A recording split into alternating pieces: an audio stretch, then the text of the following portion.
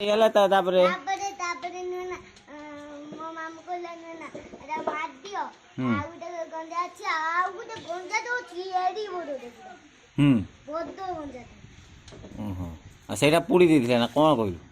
ନା ସେଟା ପୁରିକି ନୁହେଁ ନା କରିଦେଇଥିଲେ ସେଟା ଭଲ ଲାଗେ ଭଲ ଲାଗେ ଖାଇଦେଲି ନା ହୁଁ ପୋଡ଼ିକି କରିଦେଲେ ଖାଇଲା।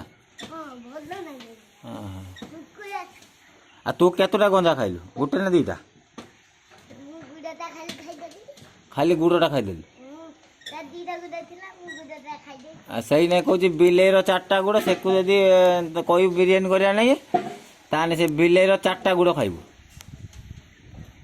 ଆଉ ମାଂସଟା ତୁ ଖାଇନେ ଖାଇବୁ ନହେଲେ ଦେଇଦେବା ଏଇ ଦାଣ୍ଡେଇକି ନହେଲେ ଟେରୁ ଝିଅକୁ ଦେଇଦେବା।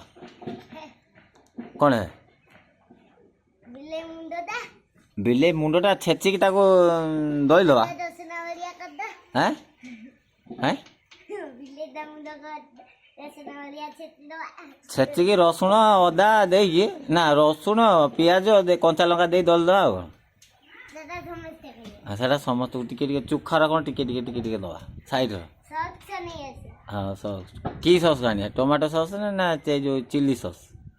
ଟମାଟୋ ସସ୍ଟା ଭଲ ଲାଗେ। ତାହେଲେ ଆଜିକା ଆଇଟମ୍ ଏଇଆ? ଆଜିକା ଆଇଟମ୍ ତାହେଲେ ଏଇଆ?